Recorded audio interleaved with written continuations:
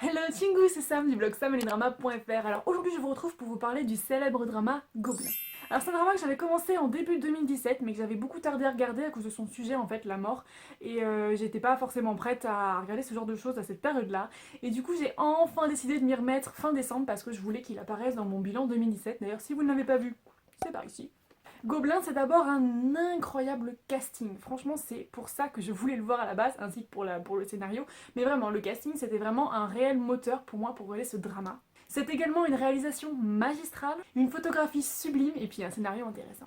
Donc pour moi, Gobelin, c'est vraiment un drama qui va me marquer longtemps, même si je suis pas forcément fan de ces 3 derniers épisodes, qui pour moi n'étaient pas forcément nécessaires. Je sais pas trop comment expliquer, mais je me serais bien arrêtée avant. Donc de quoi ça parle? Ça raconte l'histoire d'un homme injustement tué pendant la période de Goryeo, qui a la chance et la malédiction en fait de se voir accorder l'immortalité. La chance parce que du coup, bon bah, il va pouvoir continuer à vivre, la malédiction parce qu'il va voir toutes les personnes qu'il aime mourir les unes après les autres. Cette malédiction peut être rompue par une seule chose, s'il arrive à trouver sa femme qui pourrait en fait retirer l'épée qu'il a dans le cœur. On retrouve notre cher Gobelin 900 ans après qui a passé son temps à chercher cette fameuse femme et à souffrir des souvenirs qu'il a gardés en tête et vous vous doutez bien qu'il va enfin rencontrer cette personne. Mais évidemment, il va en tomber amoureux et du coup la question se pose, est-ce qu'il veut toujours mourir ou non? Autour de lui, il y a une super faucheuse, vraiment un coup de cœur dans ce drama.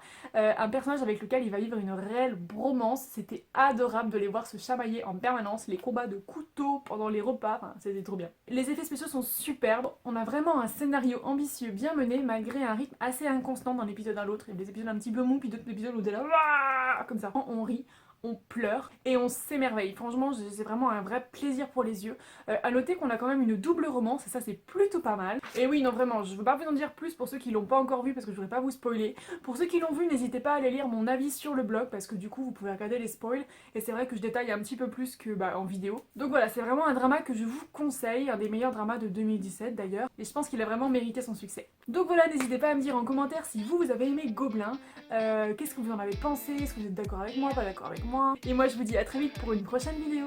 Sarangnie, popo, bye bye.